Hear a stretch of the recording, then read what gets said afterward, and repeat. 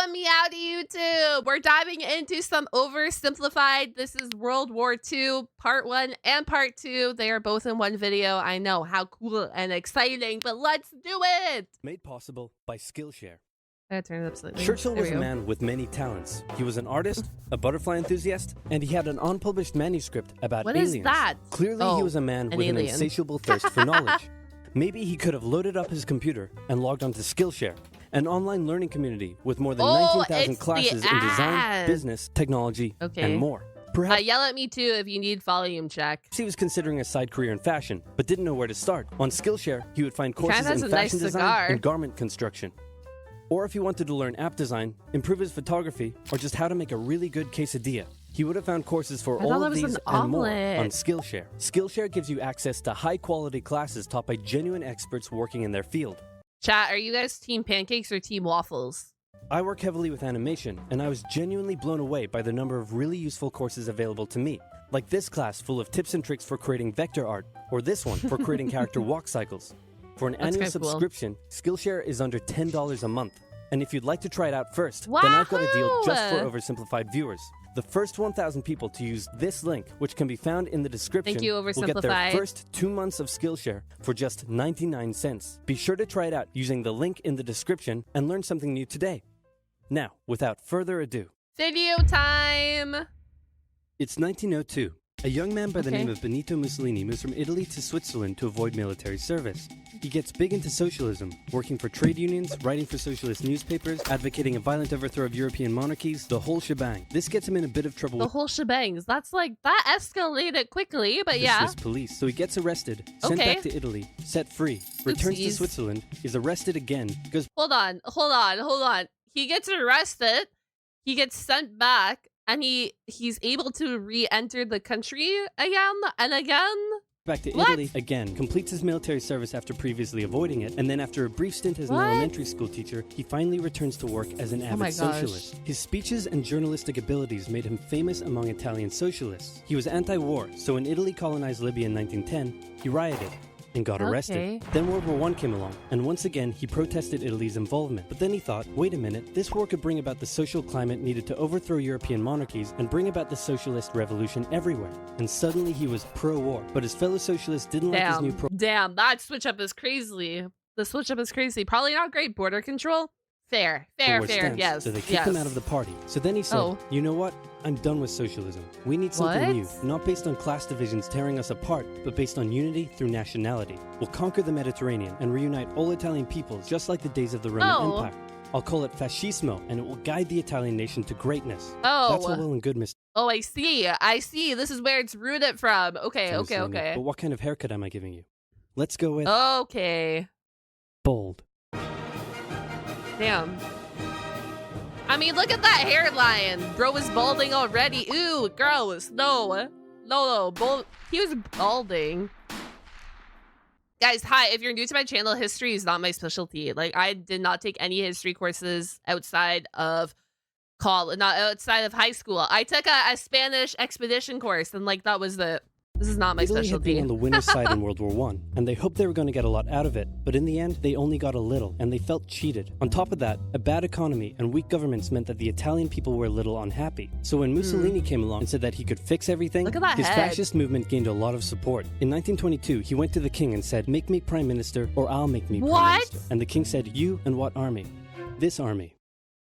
The bald army. Then he went about establishing a dictatorship with himself at its center. Europe had its first fascist dictator. Next up, Germany. Germany had been on the loser's side, and they I see. got absolutely wrecked by the Treaty of Versailles. They lost territory, had to demilitarize the Rhineland, had to reduce their army to just 100,000 men, couldn't have an air force, had to pay the Allies a huge amount of money that it didn't have, and a new rule was established that every Englishman withheld the right to walk into the center of Berlin, pick out any German they wanted, and spank the hell out of them. I made that last one up, but I was like, this cannot be real. I mean, you know what? It is not real. That is why I like ancient history, but like more modern history, I'm so bad at it. But I love learning, so we're To here. understand how all this felt to Germans. On top of that, a bad economy and weak governments meant that when a small angry man with a silly mustache came along and said that he could fix everything, the German people loved it. Hitler had been a soldier during World War I, and he was crazy patriotic. And nobody was madder than him about Germany's humiliation. He helped start a new political party, and in 1923 attended a march on Munich with his boys. And then he got arrested. But his popularity grew and grew, and in 1933, the president made him chancellor. He believed he was Germany's great destined savior, and he went full megalomaniac, establishing a dictatorship with himself at its center. So this is Europe what happened. Fascist dictator number 2. Hitler and Mussolini had a lot of the same ideas. Radical nationalism. You mean like basically? Oh no, there's a difference. There's a slight difference there at the end. Okay. But more importantly, they had the same enemies, and they started to get along. Anyone else want to be friends? Franco? No? You good? I do. Who's that? It's Japan, and they've taken over northern China. Let's rewind a bit. Interesting. Japan had isolated itself from the rest of the world for over 200 years until the Americans showed up and said, you're going to trade with us and you're going to like it. Then the Western powers imposed a bunch of unequal treaties, meaning Japan's economy was bust. They also had no natural resources, so they decided to go get some. They went to war with China to gain a sphere of influence. Wait, what's this war? And they took a bunch of China's stuff. What's this war called? Anyone good with history in my chat? I need history nerds in chat when we react to this. What's this war? But then the West said, hey, cut that out. And since Japan couldn't take on the West, they said, okay, I guess we'll just go home. Wait a minute, what are you doing? Taking advantage of a weakened China and setting up spheres of influence. But I was the one who weakened them. We know. And you guys didn't let me have anything. That's dirty. That seems unfair. We don't think so. That's dirty. Okay, see ya. So Japan thought, screw this, and went to war with Russia, and stunned everyone by actually winning. Then they fully annexed Korea, but they didn't stop there. In World War I, they took Germany's colonies and islands in Asia. And then in an incident that was maybe staged by the Japanese army, a bomb blew up a Japanese train in Manchuria, giving them an excuse to launch an invasion and take over. So here's the situation. Nazi Germany, fascist Italy. So don't mess with Japan is what I'm learning. This is what I'm... See?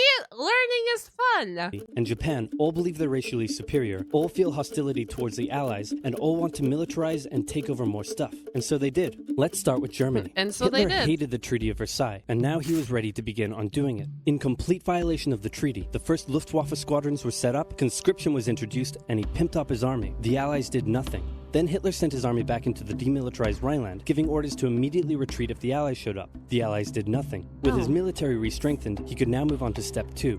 He wanted to rapidly increase the Aryan population, and to do so, he needed Lebensraum. Or in other words, he would have to take over the world. But for now, a good portion of Europe would do, and he began eyeing up his neighbors. The Allies finally started to get worried, so they implemented a fairly useless diplomatic strategy called appeasement, and it went a little something like this. Hitler would say, I want that thing, and the Allies would say, you can't have that thing. Okay, you can have that thing, but no more. I want that thing. Oh, so this is initially, he was just on a roll initially. Okay. And repeat. In 1938, Hitler's army marched into Austria and just took it, with no resistance. Wow. Boom. This is Germany now.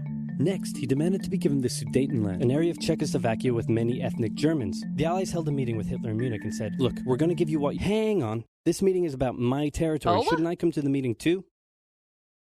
Anyway, we're going to give you what you want. They didn't let them in the... Wait, they didn't let them in? Just like that? Yep. What's the catch? Just sign this piece of paper promising you won't invade the rest of Czechoslovakia. Oh my gosh. Oh my gosh. Oh my god. Guys, this is a disaster to begin with. What? Okay. Then Chamberlain returned home victorious, waving his signed piece of paper in the air, declaring crisis to be averted and the continuation of world peace. And we built a statue of Chamberlain in his honor. And every day on the 30th of September, we celebrate Chamberlain Day. Hitler's invading the rest of Czechoslovakia. What? He's invading the rest of Czechoslovakia. Oh. Yeah. Oh! You lied to me. What do you expect? I'm Hitler. Not to be outdone, Mussolini also wanted to get in on the action. He thought to himself, isn't there a not yet colonized nation somewhere which is so underdeveloped that the people would be defending themselves against our tanks with literal bows and arrows and wooden spears? Oh, there is? Fantastic. And so he took it. Italy also wanted to control the entrance to the Adriatic Sea, so they occupied Albania. Then, in another incident which was maybe staged by the Japanese, gunfire was exchanged by Japanese and Chinese. Bro, there's so much going on here. There's so much going on. Because, like, when you learn, like, so, like, I took, Canadian history, so the point of view of Canada in World War II. That is, like, the history that I learned in school, right? Very different from what I'm learning now. These troops at the Marco Polo Bridge. and the Japanese launched yet another invasion against China. They swept through Beijing and Shanghai, and then advanced through the Yangtze Valley to China's then capital, Nanking. Holy. It was here that saw the worst of Japan's shocking atrocities committed against the Chinese people. Back in Europe, Germany and Italy made their relationship status official by signing the Pact of Steel. Then, Hitler turned his eyes towards Poland and the hated Polish corridor, splitting Germany in two. At this point, the Allies really had to put their foot down, and they warned him that an invasion of Poland would mean war. Hitler had planned to continue his advance eastward, but he didn't want to end up fighting a war on two fronts. So for now, he made an alliance with Stalin, saying, "How about we both invade Poland and split it between the two of us, and I definitely won't not refrain from not betraying you sometime in the future." Sounds not good. Good. Sounds good. This new alliance stunned the West. On the 1st of September 1939, German troops entered Poland, and Britain and France declared... It's crazy hearing how different countries teach the history compared to the other. Well, like, I knew, like, we had, like, the, internment camps. I'm saying that wrong, but you guys know what I'm saying. Like, I know we had them when this happened, but I didn't realize how in-depth things were. Does that make sense? Like, I knew, like, the bare minimum. Like, I knew, like, you know, like, the iceberg meme? I knew, like, the top of the iceberg. I didn't know the bottom of the iceberg. Does that make sense? That's what I knew about on this. Germany. The Poles fought hard, but they were no match for the two giants crashing down on them from either side. Then came a period known as the Phony War, where everyone just sort of sat around not doing much. The French had launched a small invasion into the Saarland, but they maintained mostly defensive positions, and after a while decided to just turn around and call it a day. Oh, Speaking of France, the French were still super proud of their victory in World War I, and they hadn't really moved on from it. They still used horses, they dispatched messages by motorbike instead of using radio, orders from the commander-in-chief were usually pretty vague, and the troops were rarely inspected. They built a line of defenses along their German border, but didn't bother extending it all the way to the Channel, and they wouldn't launch artillery strikes against Germany out of fear of being retaliated against. In a war, they didn't want to attack the enemy, and at first the UK was... So we're in a war, but we're afraid to attack the enemy because we don't want retaliation, but we declared a war? What? Wasn't much better. Chamberlain still naively hoped that the war could be ended diplomatically. Instead of bombing raids, the RAF dropped propaganda leaflets over German cities, which one air marshal said likely did nothing but provide the continent with... Oh my gosh. The fact that we just dropped propaganda. We're like, no war. I admire the efforts. I admire. The war. They also only sent... No, that's admirable. I admire the attempt. Marshall said likely did nothing but provide the continent with toilet paper for the duration of the war. They also only sent 200,000 men to France, while the French had mobilized millions. Both Britain and France wanted to avoid a repeat of the First World War, and so they wanted to keep the war as far from home as possible. So they turned their eyes north, towards Norway. Neutral Sweden was exporting iron ore to Germany through neutral Norway, so the Allies asked them if they could please stop exporting iron ore to Germany, but this request was refused. Then, the Soviet Union attacked Finland, so the Allies said, "How about we land troops in Norway and move them across Sweden to go help out your good pal Finland, and along the way maybe take control of all your armfields." But Norway and Sweden still said no. So the UK mined the waters around Norway to force any transport ships into... We mined the waters around Norway? Bro, this just keeps getting worse and worse. The more I hear about it, the worse it gets. Also, welcome in, everyone. We are reacting to videos right now on stream. Yippee! National waters, and they also attacked a German tanker they found in the area. Hitler realized what the Allies were up to, and he quickly moved to secure his supply of iron ore. He launched an invasion through Denmark into Norway. The Allies rushed to land troops at key ports along the coast, but Germany had taken control of Norway's airfield, and their air superiority decided the fight.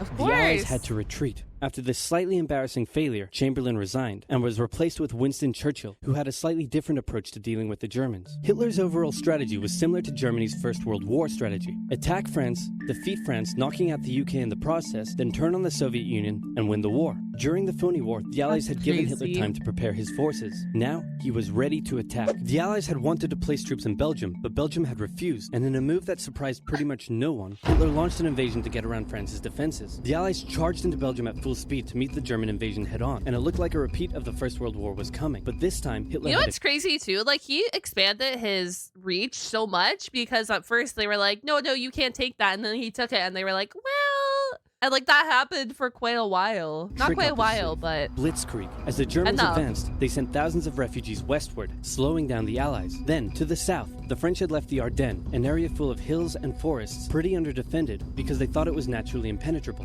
Well, the Germans were about to penetrate it with everything they had. They smashed 50 Wehrmacht divisions through and encircled the Allied armies at lightning speed. Oh my God. The best of the Allied forces were now trapped. The Germans squeezed in from all sides, taking out France's best armies, and nearly wiping out the British too. But they managed to make make a They just didn't want another war that it turned into another war. Honestly, yeah. Well, I don't blame them coming off of World War I. Why would you want another war? Like, we're right. Like, I don't blame them for trying, but like crazy. desperate last-minute escape at Dunkirk, with British civilian ships even making the perilous journey to bring their young men home. With most of the French forces depleted, the Germans breezed through, taking Paris, and France fell. What the Germans couldn't do in World War I, Hitler had done just like that. Wow. Hitler hoped that with the fall of France, the UK would also lose hope and sue for peace. But quite annoyingly, it didn't, and he needed to secure the Western Front, so he tried to force them into submission with mind games. The UK were now all alone, and Hitler wanted to emphasize that. First of all, just before France fell, Italy finally declared war on the Allies, making the UK's situation even worse. Next, instead of just occupying all of France, Hitler occupied the coastal areas for defense, but allowed France to continue its existence as a German puppet state. This way, it looked like the UK's old ally had decided to switch sides. Hitler also hoped that the UK wouldn't attack any of her old allies' navy bases or Damn! I don't want to say that's smart, because I don't want to, like, give this dude a compliment, but bro was cooking, unfortunately. Colonies in Africa, giving Hitler an extra line of defense to the south. But the UK made sure to respond to this by sailing down to France's navy base in Algeria and wrecking a bunch of ships. So have at it. Hitler then began laying down plans for an invasion of Great Britain. Before German troops could land on British soil, he would first need air and naval superiority across the Channel. Waves of German bombers came, while the completely outnumbered RAF worked bravely around the clock in an attempt to quell the German attacks. At first, the Luftwaffe targeted British ports and coastal facilities. Then it attacked RAF bases, crippling the RAF's ability to defend the nation. And it looked like Hitler's Great British Invasion was coming. But then, Churchill ordered a small, pretty insignificant bombing raid over Berlin. It didn't do much damage, but Hitler was furious, and he immediately ordered the Luftwaffe to refocus its attacks on civilian targets in London. Children were sent off to the countryside, away from their parents to avoid danger, and frequent trips to air raid shelters became a daily occurrence. But British morale held firm. Smiling, knitting, lounging casually, these people have balls of steel. This refocusing on London also gave the RAF breathing space to reorganize, so Hitler kind of shot himself in the foot there. Just the foot for now. Finally, the Luftwaffe sent one... That's such a good animation. I freaking love his animations. They're so good. They're so good. Massive all-out attack on London, and the RAF successfully repelled it, destroying many of the German aircraft and placing air superiority firmly in British hands. Hitler's invasion had to be postponed, but the bombing of British cities continued for some time. So it gave them time. Man!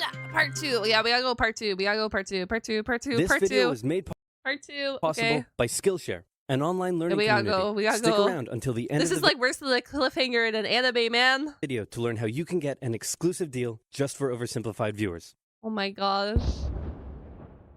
Okay. So what else is happening? Well, when I said Britain was all alone, that wasn't entirely true. Many Commonwealth nations and other allied colonies had joined the war in Britain's support. They would play a key role throughout the war, particularly in the African and Italian campaigns. On the Axis side, Germany, Italy, and Japan signed the Defensive Tripartite Pact, bringing their military alliance even... Why did he put the American flag and then the whoops Canada? Because there are issues going on? You know what's funny too when you look back? Look back. Do you see that little country with that little flag? That's where I'm from. That's where my family's from. They were even part of Canada in World War II. They were their own little nation. That was like, frig, I guess we'll come help Canada. How exciting. Now you guys learned something more about me. In Britain's support, they would play a key role throughout the war, particularly in the African and Italian campaigns.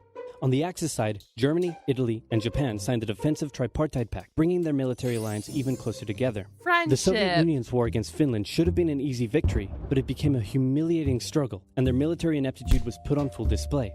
Damn. In the end, they did force the Finns to sue for peace. Then, they continued their honorable campaign of pushing around much smaller countries by annexing the Baltic states and part of northern Romania. France's colonies in equatorial Africa were like, heck no, we aren't going to join the Germans, and they all pledged their allegiance to free France, except for Gabon, which had to be taken by military force. The Allies also tried to capture the strategic port of Dakar, but that ended in failure. Mussolini had seen Hitler's successes, and he thought now it was Italy's time to shine, so he tried to take British Somaliland, and that went pretty well. Then he tried to take Egypt, and that went less well. Then he tried to take Greece, and that went really badly. Churchill began referring to Italy Bro, Italy just saw what Hitler was doing and was like, I want in on this too, but didn't have the backing to do it, I guess. Europe's soft underbelly. He began favoring a military campaign from the south and started sending British troops to Greece. All of this had Hitler pretty concerned, and he moved to protect his southern flank. He had been getting friendly with Hungary and twisted their arm into signing the Tripartite Pact and joining the Axis powers. Romania was also eager to join for protection against the Soviet Union. The Tripartite Pact was designed to prevent any other countries from deciding to join the Allies, specifically Britain's old ally, the pesky United States of America. When war first broke out, American public opinion was strongly against joining in. In 1940, there was an election. The Republican candidate said, "I will not send any young Americans to die in Europe," and sitting President Franklin D. Roosevelt said, "I will also not send any young Americans." Wasn't Roosevelt your president? I don't know U.S. history at all, especially presidencies in the history. But wasn't he your president? He's die in Europe, unless I have to. Unless I have to. And Roosevelt won. Churchill asked him to join the war, but Roosevelt said, "No can do, Winston. But you know what? Here, have some weapons." America began supplying the Allies with food and munitions, but there was one problem. German U-boats were sinking thousands of Allied supply ships in the Atlantic, including American ones. If the Germans could sever Britain's supply line, the UK would starve. Throughout the war, the Allies had to come up with better technology to fight the U-boats. Improved radar, aircraft with longer range, better weaponry and convoy tactics. At one point, a man even called a meeting and said, "Pikeri, you take some wood, you take some ice, you put them together, you get pikeri." And then he pulled out a gun and shot some wood and it shattered. And then he shot some pikeri and the bullet ricocheted off it and hit someone else in the conference room. No way! No way! You made that up. You made that up. You made that up. Then they tried to make a Pikeri aircraft carrier, but that idea was scrapped. He did not make that up, did he? That actually happened in the conference room. Because that's a really dumb idea. In the end, Alan Turing and his team of codebreakers cracked Germany's Enigma code, and the U-boats gradually became less and less of a threat. Back in Africa, Britain decided to push Italy out of Egypt. Hey, that was pretty easy, so they kept going. Hitler realized he was going to have to finally step in and do something. He went to Bulgaria and Yugoslavia and said, "Hey, I'm going to move troops through you to get to Greece, so either join us or, be invaded." Bulgaria opted to join them. Yugoslavia opted to be invaded. Then Greece finally fell to the joint German-Italian invasion. The British had moved troops from North Africa to fight in Greece, which helped Rommel and his tank divisions push the British back to Egypt, and they could have kept going. There's so much moving parts going on that you don't see unless it's broken down like this, if that makes sense. But a small, mostly Australian force held out under siege for 8 months in Tobruk, denying the Germans a strategic port city and disrupting their supply line. Despite having some success in the Middle East, the British didn't seem like any real threat for now. Hey, Soviet Union, look out! With 3 million troops, Hitler launched the largest ground invasion in history, and Stalin was far from ready. Both Churchill and Roosevelt had warned him of an impending attack, but he dug his head in the sand and the Soviets didn't stand a chance. Germany made staggering progress, with huge encircling movements capturing mind-boggling numbers of Russian troops. A quarter million at Bialystok, Minsk, 300,000 at Smolensk, that's so many people. 700,000 at Kiev, and again at Vyazma and Bryansk. Leningrad was put under a siege that would last an insufferable 4 years. The invasion of Russia had been Hitler's main ideological goal from the beginning, and his hatred for the ethnic peoples there was now unleashed in all From the beginning? He did all of this. What? fury. The Eastern Front of the Second World War was brutal for all that endured it. The Germans were now inside of Moscow, and that's it. It's all over. But then it happened. It got cold.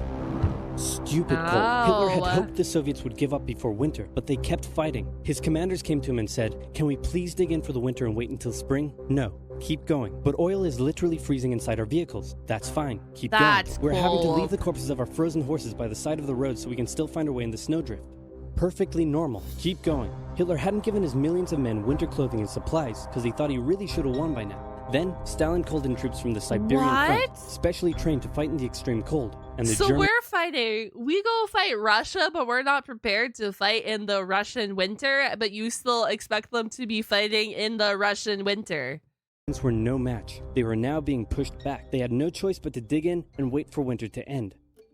Germany's victories were staggering, and Japan was eager not to miss the victory bus. Their war in China had come to a standstill, but they wanted to keep expanding their sphere of influence and getting the sweet, sweet raw materials. They began making plans to expand southward, but there was a problem. Southeast Asia was heavily colonized by America and Great Britain. It was also full of ocean and naval combat, and there was no way the Japanese Navy could stand up to the US and the UK. So they thought, wouldn't it be nice if we could destroy their navies before we begin our conquest? And so it was. On December 7th, 1941, the Japanese launched a surprise air raid on the US Pacific Fleet at Pearl Harbor and inflicted a huge amount of damage.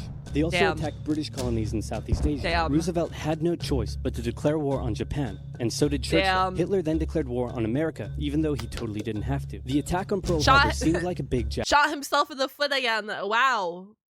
And the tables have turned. Japanese victory, but they didn't attack any of the naval repair yards, fuel storage tanks, or the submarine base. Okay, so then they didn't really know what they were doing.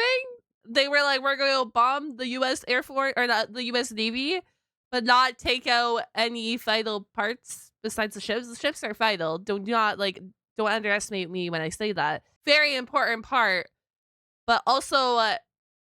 We have all the moving parts to recreate ships in the background. Meaning the Pacific Fleet would be up and running again pretty soon. In the meantime, though, the Japanese were They went for the carriers, but the carriers weren't there. Nah.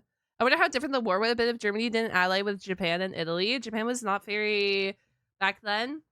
It's just like, I don't know, like I get why they did it, and it's unfortunate that all these fleets were bombed, but you are trying to dismantle the U.S. Navy, and it didn't go too well, right? To begin their conquest. They took Guam, the Gilbert Islands, Wake Island, Holy Hong Kong, and the moly. Philippines. They forced Thailand to join them so they could march their troops through to Malaya. They swept through Singapore, North they Borneo, were making the East moves. Indies, New Guinea, the Solomons, and they were now threatening northern Oh my Australia gosh. and the borders of India. Japan's victory had been as staggering as the Germans, and it reinforced the Japanese idea that this was a divine war which they were destined to win. But their victories had been based on speed, not power, and power would eventually catch up with them. For now, though, in all occupied nations, Yes. the people suffered. Persecution, forced labor, harsh punishments for any who spoke out against their occupiers. In Europe, the Nazis were rounding up ethnic minorities and other unwanted groups and individuals. In particular, millions of Jewish people would suffer through the terrible events of the Holocaust. Sad. Brave resistance Sad. movements rose up in defiance of their invaders, while the people held out for hope. And hope was coming. Winter was over, and Hitler could continue his push eastward. But this time, he switched up his strategy. He wanted to focus on the south. Now what? His plan was to cut Oh. off the Russian armies in the Caucasus, an area full of oil, and then invade the Caucasus and take all the oil. His forces moved across the north with ease, and Hitler got cocky. He rerouted the 4th Panzer Army south early, leaving the 6th Army to Oh. complete the encircling movement alone. To do so, the 6th Army had to reach and take the key Soviet city of Stalingrad. The Russians defended it fiercely, and Stalingrad saw some of the harshest fighting of the entire war. The Soviets damn. held up the German advance for 5 months as they battled in the war-torn city, which bought them valuable time. When the Germans had first launched their invasion a year earlier, the Soviets had moved their factories to So things got super messy in this invasion, is what I'm hearing. the east. Those factories had been building a butt-ton of tanks and aircraft and getting the Soviet army up to scratch. Now, it was ready. Stalin gathered his new and improved forces around the city, and in an attack that resembled Hitler's own encirclement tactics, Oh my gosh, they he began did it surrounding back. the He 6th did it Army. back. Hitler's commanders came to him and said, "Hey, maybe we should retreat." But Hitler said, "No, you stay." Again, the third one. The The third entire one. 6th Army was trapped and had to surrender.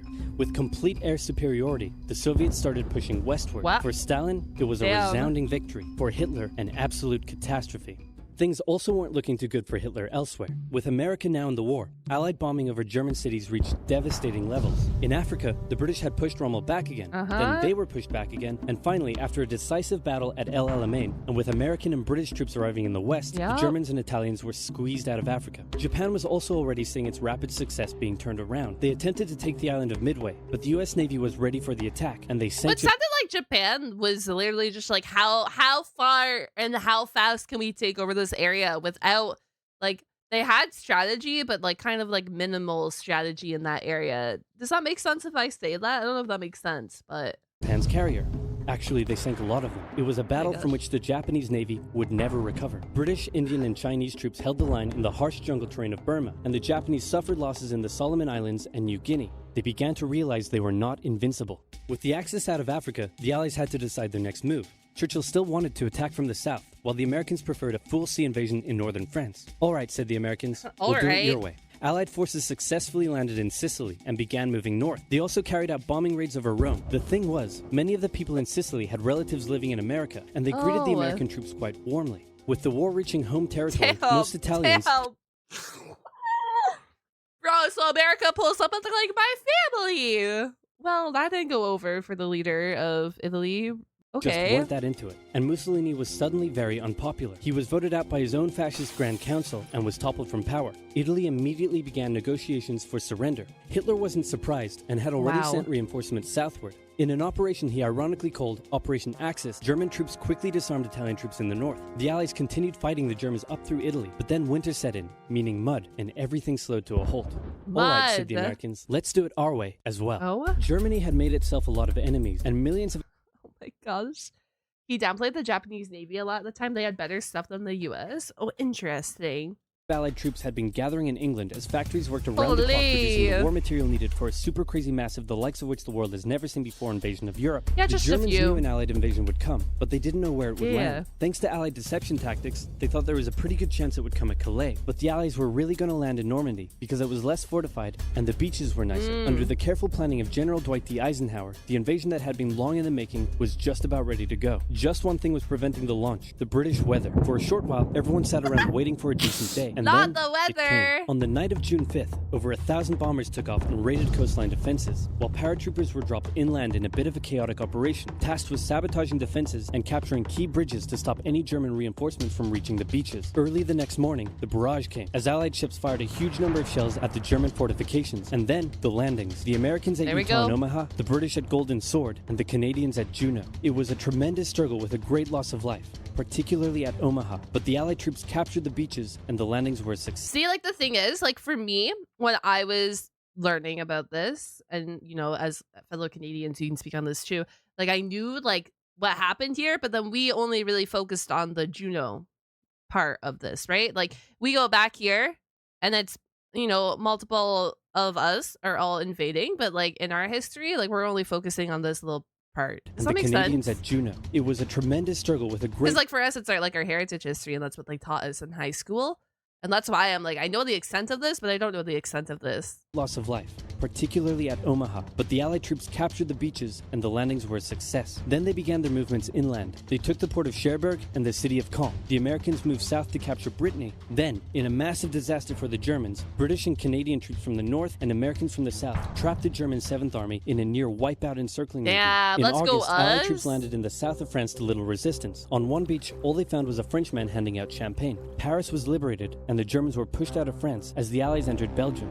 In the Far East, the Allies started to Damn. push the Japanese out of Burma, as the Americans launched a two-pronged offensive in the Pacific. In the south, General MacArthur led the push to liberate the Philippines, while General Nimitz oversaw the brutal island-hopping campaign. American forces had to make hard-fought landing after hard-fought landing on fiercely defended small islands as they moved steadily Damn, they towards the did it, Japanese though. mainland. The Japanese believed that the greatest thing a person could do was to die in battle, and the most dishonorable Oh. act was to surrender. As a result, they fought Oh, so like they were like blood hungry then. We learned about all three places in England, and then the US only learns about the US beaches. Interesting. ferociously The more to you the know. very end. And the closer the Americans got to the mainland, the more ferocious the resistance became. In February 1945, the Americans captured the island of Iwo Jima, and an intense firebombing campaign of Japan's wooden cities began. The Allies suffered some setbacks trying to liberate the Netherlands, but they were making progress and were now threatening the industrial heartland of Germany. Hitler's health, both mentally and physically, was rapidly deteriorating. Things were looking bad, and he was desperate. He said, "We need to turn this thing around, and I have just the trick. Remember a few years back when we blitzkrieged through the Ardennes and trapped the Allied forces in Belgium? Well, I'm going to do the exact same thing." But Again, don't we know He that? gathered his forces and Don't tried we to know pound that's them the through plan? Ardennes. He used up the remainder of Germany's strength and resources, and he managed to create quite a nice bulge. He also trapped some American Nice forces in the bulge. Belgian town of Bastogne. The Germans sent the trapped Americans a message saying surrender or be annihilated. When it was read out to the commanding officer, he said, "They want to surrender?" There's no way they should give him a note saying to the army going surrender or be annihilated. "No, sir, they want us to surrender." Nuts! And that's what they sent off as their official reply. General Patton's Third Army then managed to break the siege from the Okay. southwest, and the Germans were pushed back. Hitler's last-ditch attempt had failed, and what followed was a total collapse of the German forces. The Allies pushed into Germany from both sides. The Soviet Union took Warsaw and kept pushing to Berlin. In his bunker, Hitler Holy. realized all hope was lost. Berlin fell, and with it, Hitler's dreams of a great German empire. Two of the Axis Holy. nations had been knocked out. One to go. The Americans That's crazy seeing the development of that. Like, I like seeing these maps. began their assault on Okinawa, the last island before they would reach the Japanese mainland. The desperate Japanese fought hard, launching kamikaze attacks on the US ships. The citizens of Okinawa suffered through the terrible fighting, but in 2 months, the island was captured. The Allies now had to make a choice. Either continue the devastating struggle up the Japanese mainland, or they could try to coerce the Japanese into surrendering now. In July, the first successful atomic bomb test took place in New Mexico, and the destructive weapon was ready for use. America and the UK were also seeing the Soviet Union not so much liberating as occupying its captured territories, and so they wanted to put on a show of force. On August 6th, the A-bomb fell on Hiroshima. Oh my gosh. Then, on the 9th, Nagasaki. The cities were reduced to rubble, and for the people living there, it was a terrible fate. But for the Allies, it achieved their main aim. In September, the Emperor announced Japan's surrender, saying the war situation has developed not necessarily to Japan's advantage. After 6 years, war was finally over. The Allies occupied Japan for 8 years. The Emperor was allowed to keep his position, but General MacArthur made sure this picture was printed in the Japanese press to display to the Japanese people that their Emperor was not the divine, powerful being they had believed. Germany was divided between America, the UK, France, and the Soviet Union. In 1949, the Allied sectors were united into West Germany. The Second World War had been more terrible and destructive than the first. In its aftermath, 2 major superpowers with 2 very different ideologies had come out victorious, and the tension between the 2 of them would create a new kind of war. A very, very cold one. Wow, Churchill, that looks just like me. And your app is doing really well. And this quesadilla you made is to die for. Is this How'd his you learn to do all sponsor? this stuff? I used the link in the description to get 2 months of Skillshare for just 99 cents. My country's under that ugly red Tell flag? me more. Okay.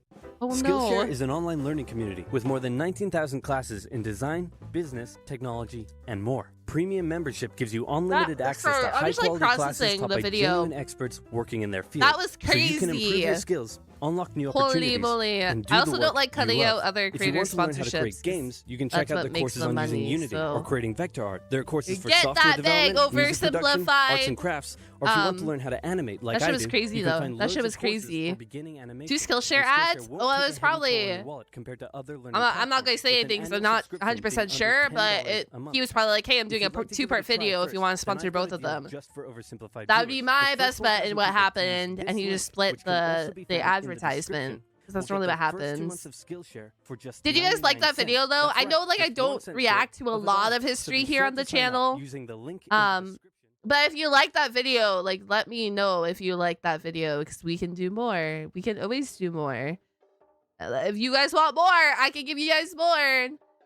So let me know down in the comments below if you would like more videos like this. And I will see you guys all on the flip side. Goodbye.